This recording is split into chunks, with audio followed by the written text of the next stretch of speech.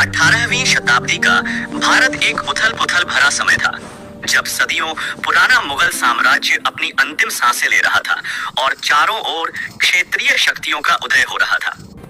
इसी अस्थिरता के बीच राजस्थान की धरती पर एक असाधारण योद्धा और कुशल रणनीतिकार का उदय हुआ, महाराजा सूरजमल। 13 फरवरी 1707 को जन्मे सूरजमल ने अपने पिता मदन सिंह के बाद भरतपुर के जाट राज्य की बागडोर संभाली और इसे उत्तरी भारत की एक दुर्जय शक्ति में बदल दिया।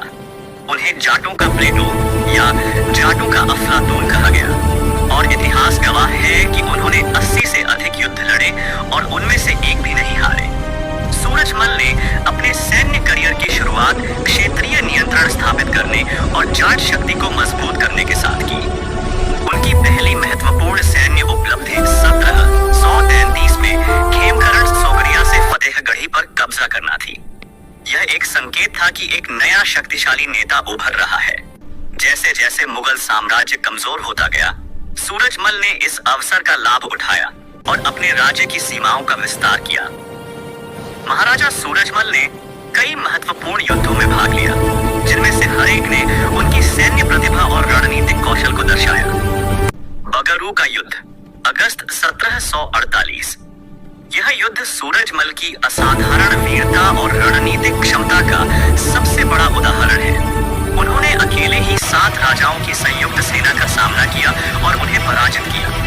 यह विजय उनके अद्वितीय नेतृत्व और युद्ध कौशल का प्रमाण थी। चंदौस का युद्ध, इस युद्ध में महाराजा सूरजमल ने मुगल सेना को पराजित किया, जिससे उत्तरी भारत में उनकी बढ़ती शक्ति और मुगलों की कमजोर होती पकड़ स्पष्ट हो गई।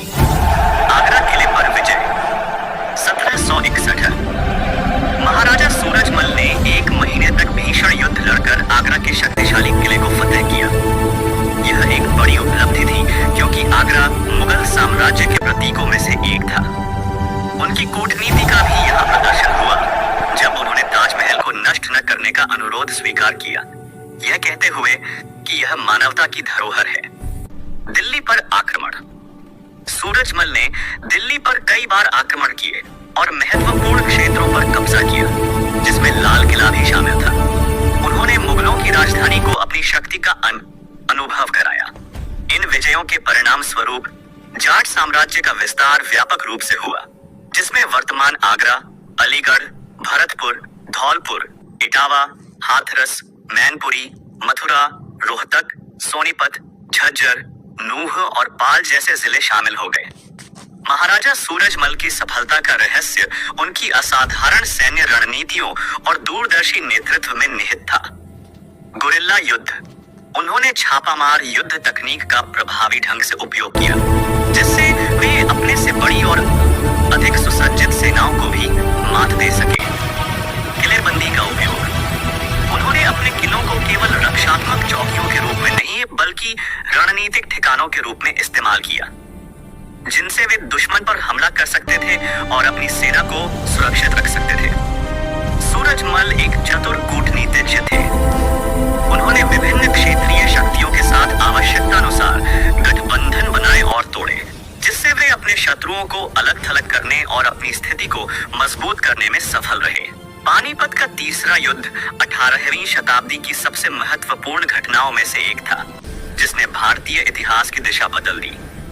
यह युद्ध मराठों और अफगान आक्रमणकारी अहमद शाह अब्दाली के बीच लड़ा गया था।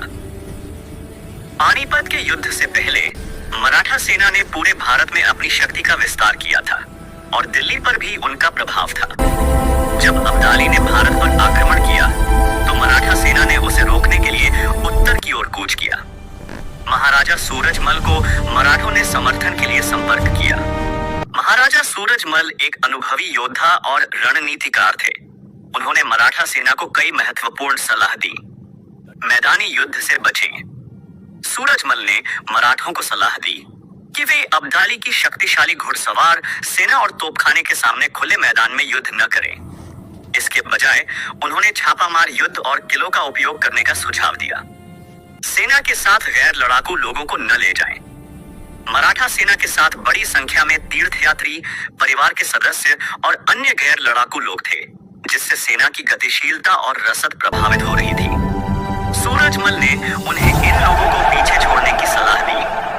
उन्होंने मराठों को स्थानीय जाट आबादी के समर्थन का लाभ उठाने और अपने संचार मार्गों को सुरक्षित रखने की सलाह दी। दुर्भाग्यवश मराठा सेनापति सदाशिवराव भाऊ ने सूरजमल की सलाह को नजरअंदाज कर दिया।